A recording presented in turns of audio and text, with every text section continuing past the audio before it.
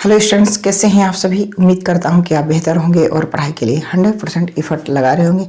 Students, आप इम्बॉर्टेंट coaching centre पर basic से मैथ सीख सकते हैं डेली बेसिस पे शाम 7 बजे आकर के।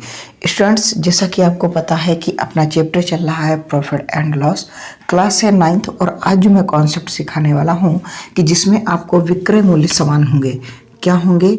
विक्रय मूल्य आपके समान होंगे।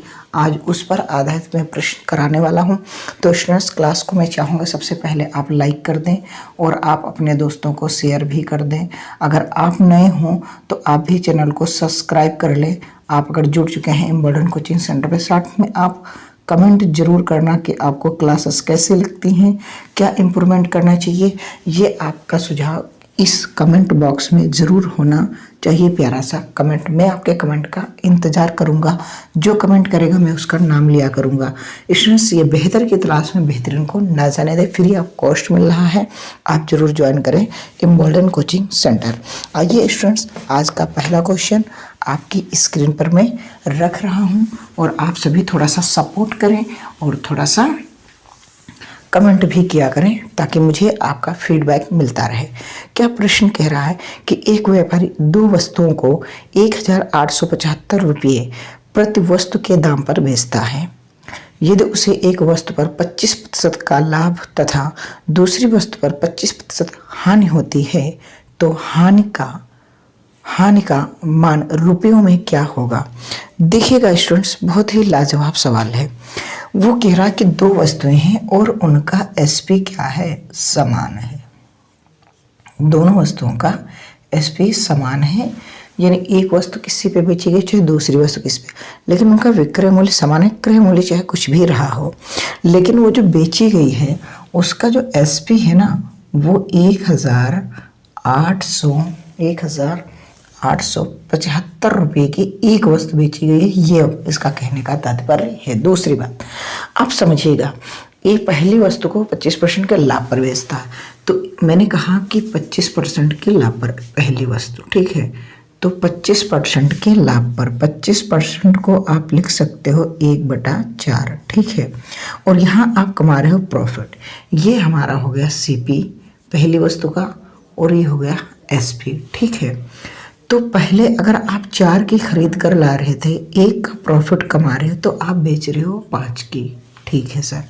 फिर कह रहा है कि दूसरी वस्तु 25% के हानि पर, यानी कि दूसरी वस्तु 25% के हानि पर।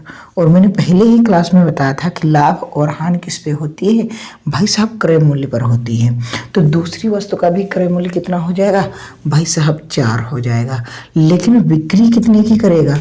क्या 5 की करेगा? नहीं बाबा नहीं, 3 की करेगा। क्यों? क्योंकि एक घाटे में होगा। लेकिन सवाल में कह रहा था क्रय मूल्य और विक्रय मूल्य बराबर है, तो सर इसको आप बराबर कर लीजिए। इधर 3 से गुणा कर दीजिए तो इधर भी 3 से गुणा होगा और इधर भी 5 से होगा और इधर भी 5 से हो जाए। क्यों? क्योंकि आपके विक्रय मूल्य समान हो जाए।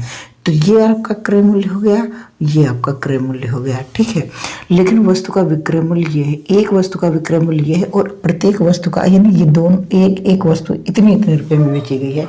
तो मैं कह सकता हूँ कि ये वाली जो वैल्यू है 15 रेशियो बराबर आपकी इतने रुपये है। हाँ सर। तो आप बताइए सर जी, बात ऐसी है कि 1 रेशियो हमें निकालना है, तो हमने कहा 1 रेशियो निकालना है तो 15 से इसे कैंसिल कर दीजिए। 15 कम 15 बचेगा, 3 हो जाएगा 30, ठीक है। 15 दूनी 30 बचेगा, 7 15 बचे 75, यानी कि 125 रुपये आपके आ चुके हैं 1 रेशियो। लेकिन आपसे कह रहा है कि आप हानि का मान ज्ञात कीजिए कि हानि कितनी हुई है।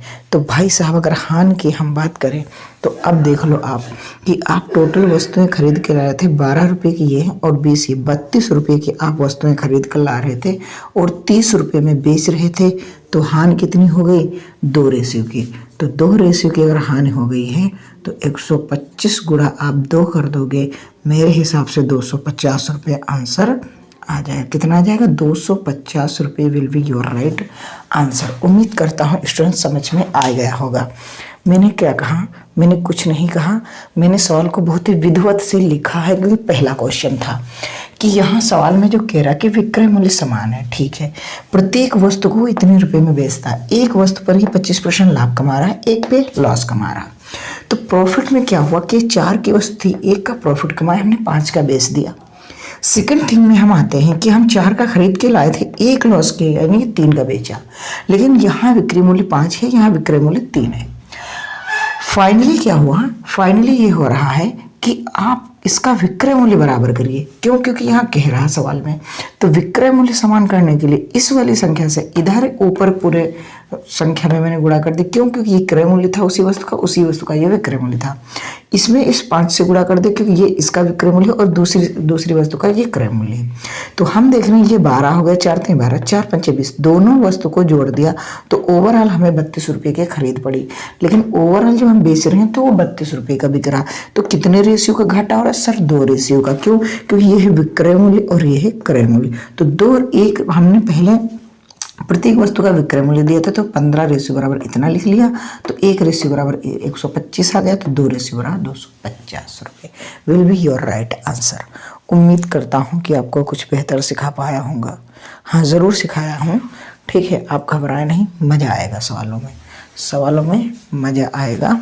आप बिल्कुल एक भी टेंशन न लें, ठीक।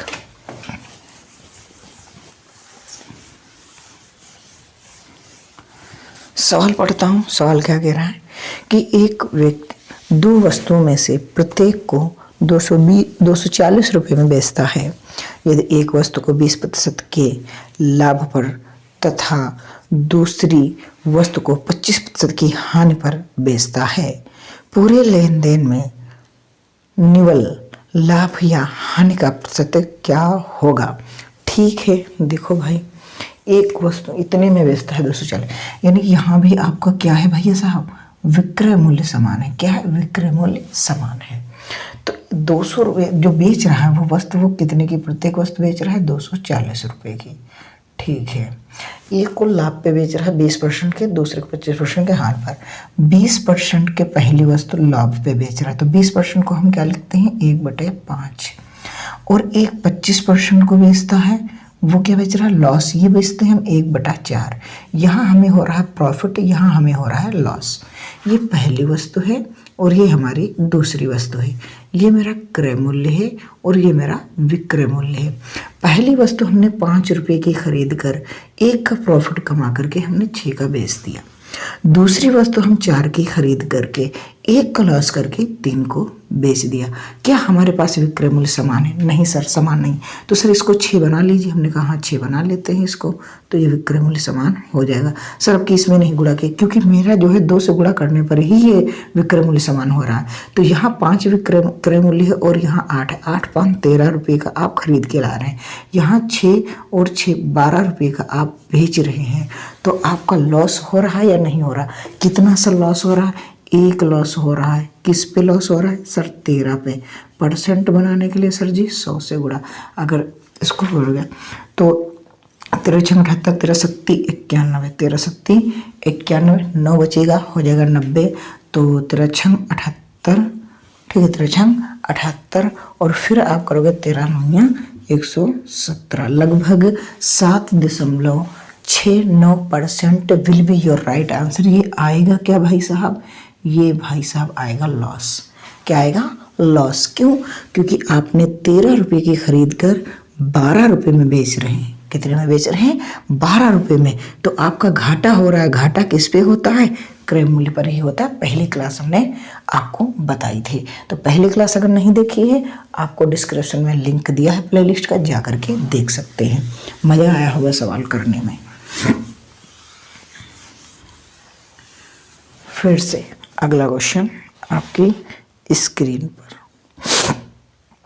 सवाल क्या कह रहा है? सवाल बेहतरीन कह रहा है कि एक सौदागर 7,500 रुपये में 2 वस्तुएं खरीदता है।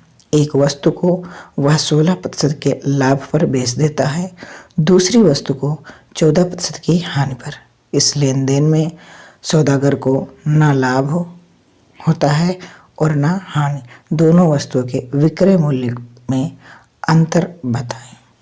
जी हाँ, ये सवाल बहुत ही बेहतरीन ढंग से कराने वाला हूँ। क्या कह रहा है कि प्रॉफिट और लॉस, यहाँ क्या है आपका कि प्रॉफिट क्या है, प्रॉफिट एंड लॉस, ये क्या है, इक्वल हैं। क्यों? क्योंकि कह रहा है ना ही लाभ हो रहा है और ना ही हानि हो रही है। तो पहले जो वस्तु है, जो पहली वस्तु है उसको हम जो है क्या कर रहे हैं, कह रहे हैं कि पहले वस्तु को 16% के लाभ पर बेच रहे हैं। कितने पे बेच रहे हैं?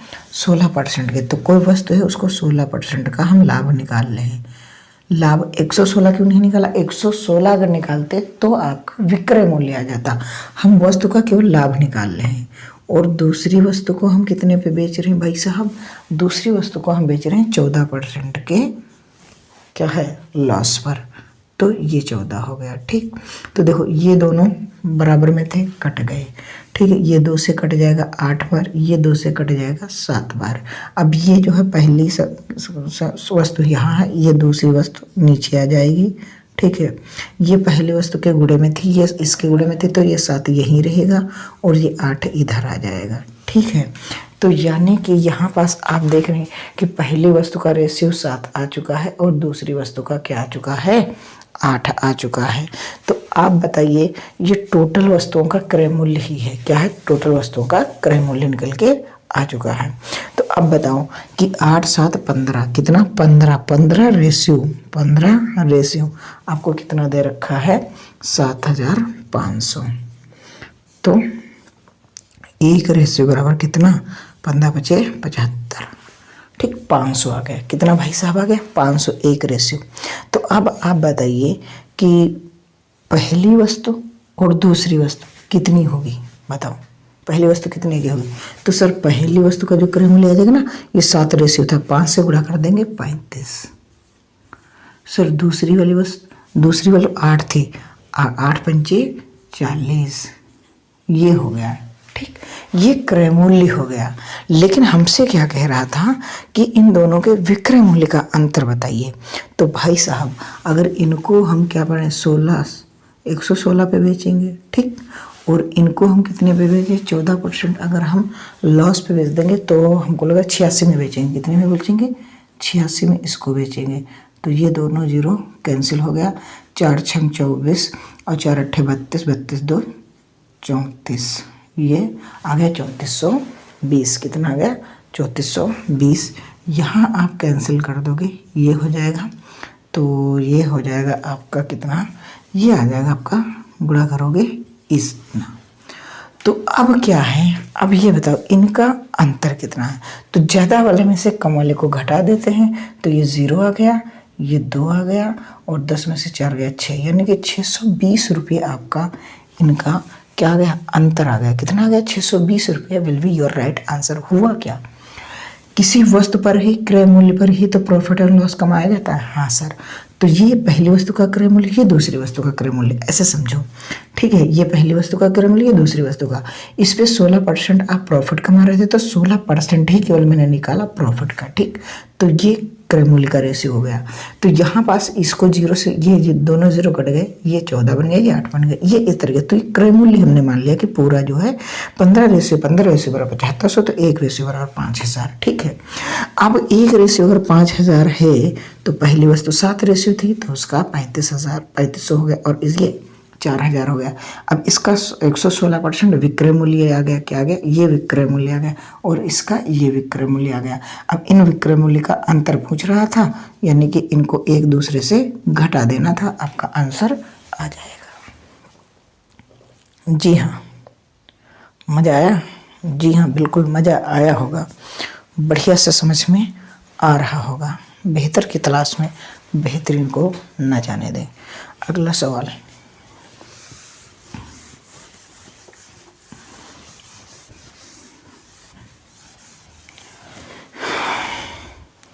अगला सवाल कह रहा है कि राम के पास 2 वस्तुएं ए एवं बी हैं। दोनों वस्तुओं की कुल लागत 8000 रुपये है।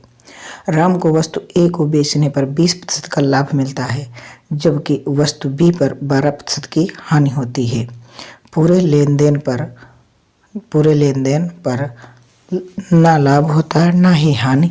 वस्तु बी पर 25% का लाभ प्राप्त करने के लिए उसे किस मूल्य पर बेचना चाहिए? ठीक है, तो देखो पहली वस्तु दूसरी वस्तु का क्या है, प्रॉफिट एंड लॉस बराबर है, ना तो लाभ होता ना ही हानि होती है। ठीक है, तो क्या कह रहा है कि पहले ए वस्तु पर 20% का लाभ होता है। तो अगर पहली वस्तु है और उस पर हम 20% का प्रॉफिट कमा रहे हैं, ठीक है, दूसरी कोई वस्तु है उस पर हम क्या कर रहे हैं, उस पर हम भाई साहब क्या कर रहे हैं, हम 12% की हानि पर बेच रहे हैं। कितने पे? 12% की हानि पर बेच रहे हैं। तो ये दोनों कट गए और ये 4 से कट लो, 4 पंचे 20 और 4 3 12। तो ये पहली वस्तु है बटे में दूसरी वस्तु, तो ये 3 तो यहीं रहेगा और ये बटे में आ जाएगा। तो इन दोनों को मिला करके आपने कितने में ख़रीदा है भाई साहब? 8 में ख़रीदा है। तो 8 रेशियो बराबर आपको 8000 गिवन है ना। तो 1 रेशियो बराबर आपका कितना आ जाएगा? 1 रेशियो बराबर आ जाएगा 1000।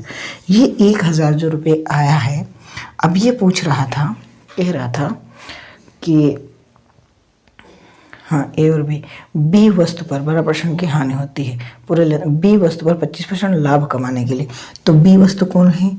ये वाली ए वस्तु थी और ये वाली बी वस्तु है। ठीक है, तो यहाँ बी आ गया। तो बी का क्रय मूल्य कितना हो जाएगा? 5 रेशियो है तो 1000 कितना है? 1 रेशियो बराबर, तो ये बी का क्रय मूल्य आ गया 5000। अब इस 5000 पर आप 16% कितना 25% लाभ कमाना चाह रहे हैं। कितना? 25%। तो 25% को हम लिख सकते हैं 1/125/100। क्यों? क्योंकि 100% होता है ये क्रय मूल्य, और ये 25 लाख कम होता है 125 डायरेक्ट क्रय मूल्य निकल के आ जाएगा 25 पंचे 125, 25 दूना 50, 50 और 12 62 और सॉरी यार 55 25 5 10 2 12 5 गन्ना 5 1 6, ये विक्रय मूल्य आ जाएगा 6250 रुपये। कितना आ जाएगा? 6250 रुपये will be your right answer. क्या आ जाएगा? Will be your right answer. उम्मीद करता हूँ स्टूडेंट्स बेहतर लगा होगा सवाल, आपको बहुत ही अच्छे से मैंने समझाया है, डिलीवर किया है।